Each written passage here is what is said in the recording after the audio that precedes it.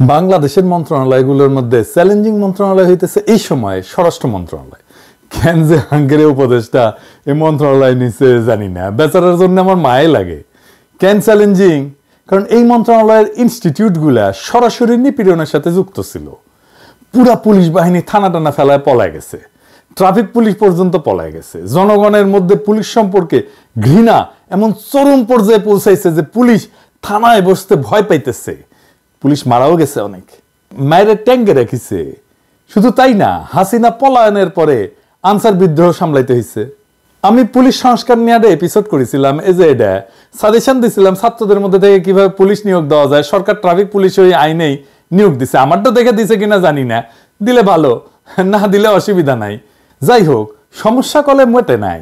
পুলিশের মরাল বাড়ানোর চেষ্টা না করলে, পুলিশের সাথে জনগণের দূরত্ব না কমলে দীর্ঘমেয়াদে বাংলাদেশে বড় ধরনের সংকট তৈরি করবে। আমাদের হইতে হবে সৃজনশীল এই সমস্যা মোকাবেলার জন্য। আমি এটা নিয়ে স্বরাষ্ট্র উপদেষ্টার সাথে সরাসরি কথা কইতে চাইছিলাম, তো উনাদের তো মেলা কাম আর কি চাও, উনারা মেসেজ পাঠাইছিলাম। তো স্বরাষ্ট্র উপদেষ্টা আমার ফোন দেওয়ার টাইম হয় নাই। আমি একটা জিনিস বুঝি না, ওনারা তো পলিটিশিয়ান না, পাবলিক ফিগার না, যে এলাকায় যাইতে হয়, দলের লোকদের টাইম দিতে হয়, মিটিং করতে হয়, রাজনীতি করতে হয়, তারপরেও ওনারা টাইম পান না।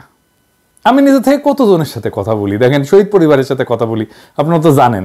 এমনকি আমি একদম মাঠের কর্মীদের সাথে কথা বলি, আন্দোলনে মাঠের ছাত্রদের অনেকের সাথে কথা বলি। আমি টাইম পাই, ওনারা টাইম পান না।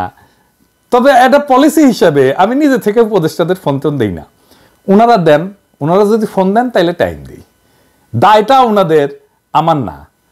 ওনারা দায় বোধ করলেই আমি ওনাদের সাহায্য করব। এমনকি আমি প্রফেসর ইউনূসেরও বলছি যে স্যার, আপনার প্রয়োজন হইলে আমরা কল দিয়েন বা মেসেজ পাঠাইন, যদি কখনো মনে করেন। যদি মনে করেন আমার সাথে আলাপ করার দরকার আছে, কল দিয়েন, আমি আছি।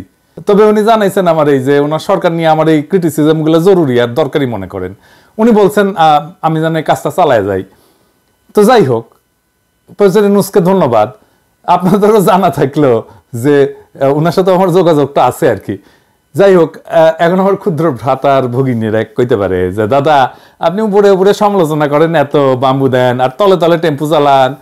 যাই হোক, প্রসঙ্গে আসি।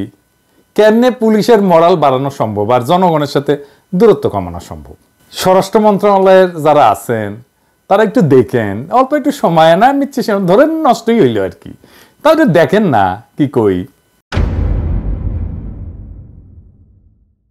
এই পরিকল্পনা যদি গ্রহণ করেন, তাহলে এই পরিকল্পনা গ্রহণ করলে এটা ইউনিক মডেল হবে সারা দুনিয়ার জন্য।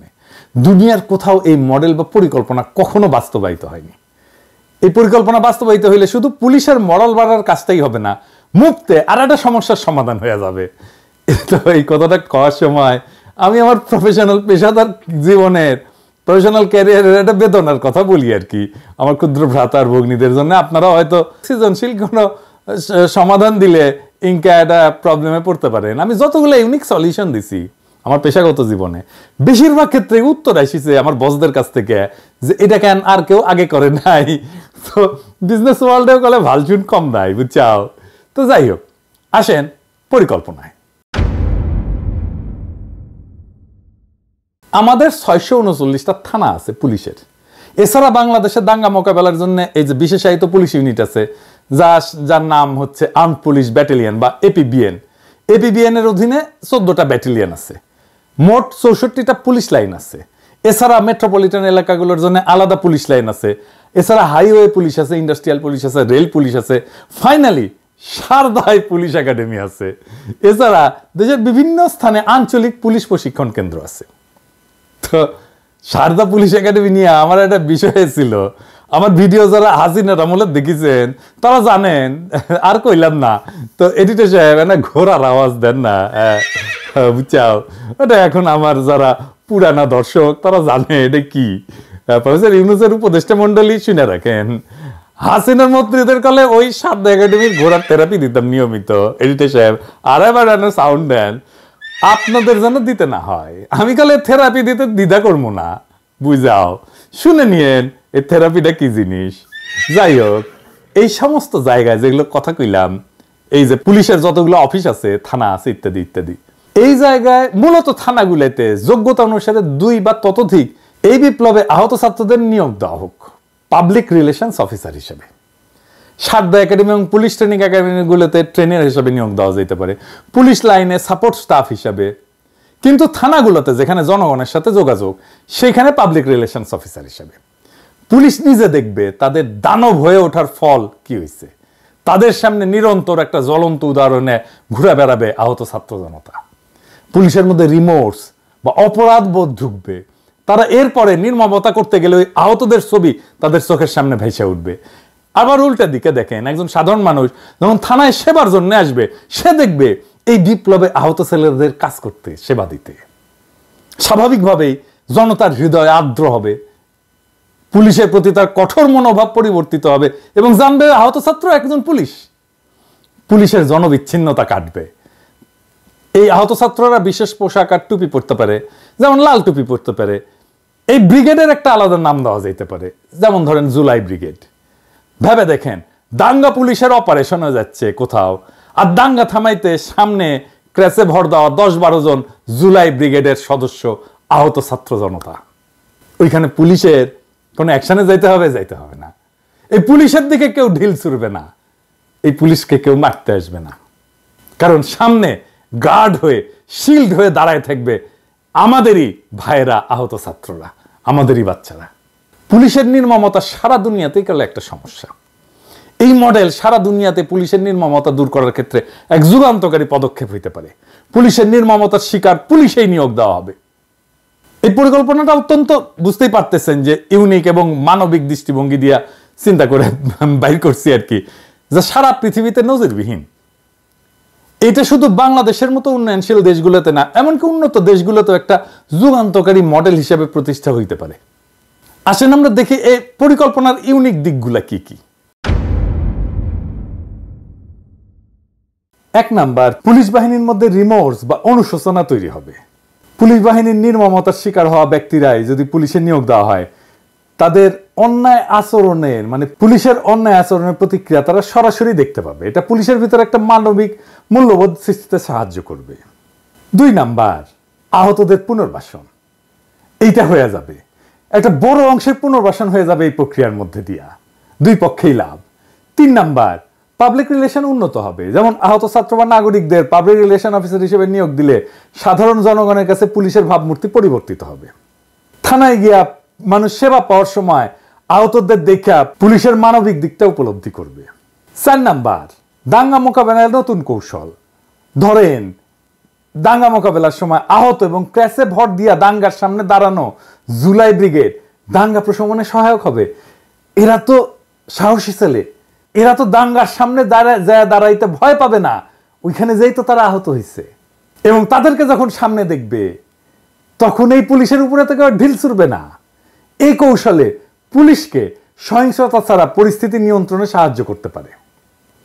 5 নাম্বার, বিশ্বব্যাপী পুলিশের নির্মমতা সমস্যার সমাধানের মডেল হিসাবে এটা দাঁড়ায় যেতে পারে।